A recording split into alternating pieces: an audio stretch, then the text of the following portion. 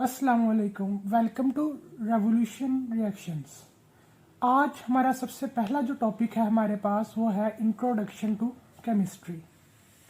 Introduction to chemistry से पहले आपको पता होना चाहिए कि साइंस क्या होती है। जो वर्ड साइंस है वो डिराइव्ड है लैटिन वर्ड साइंटिया से। अब डिराइव्ड का मतलब क्या होता है? डिराइव्ड का मतलब होता है निकलना। इस डिराइव के मतलब को समझने के लिए आपको दो बातें समझनी पड़ेंगी। जैसे हमारी उर्दू ज़बान है,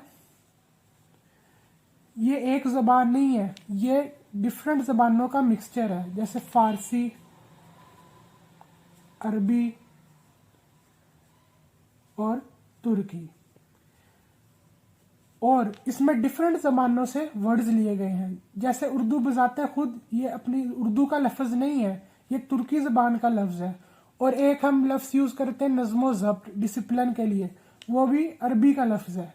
इसी तरह जो इंग्लिश ज़बान है वो मिलके बनी है, मिक्सचर है ग्रीक और लैटिन ज़बान का।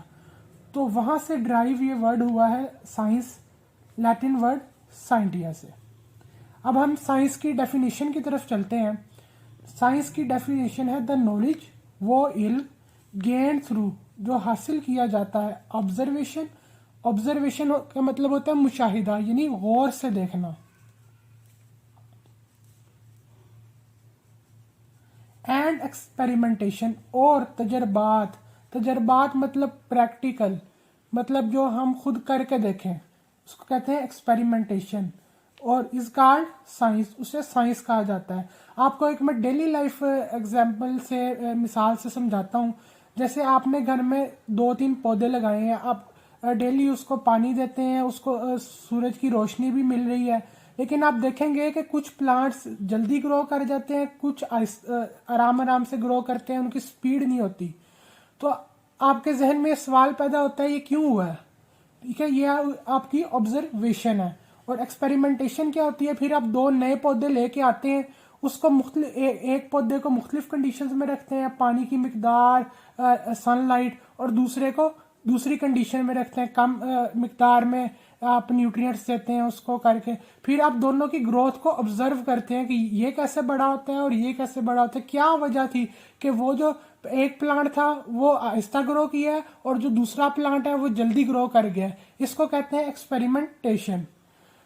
इस सारी बहस के बाद हमें ये पता लगा जो प्लांट है वो क्या है, लिविंग ऑर्गेनिज्म है ना।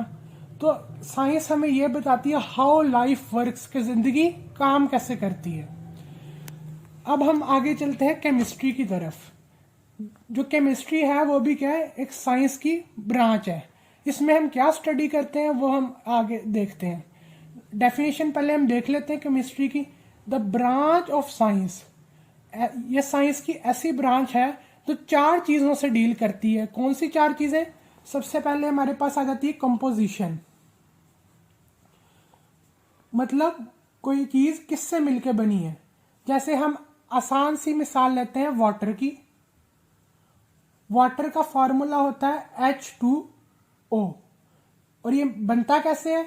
ये बनता है हाइड्रोजन और ऑक्सीजन जब मिलते हैं तो वाटर बन जाता है। ये हमने इसकी कंपोजिशन देख ली कि वाटर कैसे बना है। अब बात आ जाती है आगे, दूसरी बात क्या है? स्ट्रक्चर। अब जैसे हमने कहा कि ये वाटर है, इसकी कंपोजिशन ये है, तो अब वाटर का स्ट्रक्चर भी तो होगा कोई। तो वाटर का स्ट्रक्चर इस तरीके से होता है, कंपोजिशन, स्ट्रक्चर। और उसके बाद तीसरी चीज क्या है हमारे पास? प्रॉपर्टीज। प्रॉपर्टीज मतलब जैसे आपने वाटर को देखा, आप कह रहे हो जी ये लिक्विड है, ठीक है। उसके बाद आप पानी को उबालते हो, उसका मेल्टिंग पॉइंट चेक करते हो, उसका बॉइलिंग पॉइंट वगैरह, ये होती है इसकी प्रॉपर्टीज। और लास्ट पे आ जाती है हमारे पास रिएक्शन ऑफ मैटर।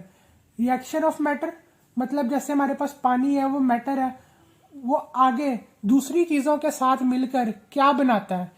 जैसे हम एग्जाम्पल लेते हैं, जैसे हम घरों में नमक इस्तेमाल नहीं करते, टेबल सॉल्ट, उसे कहते हैं NaCl।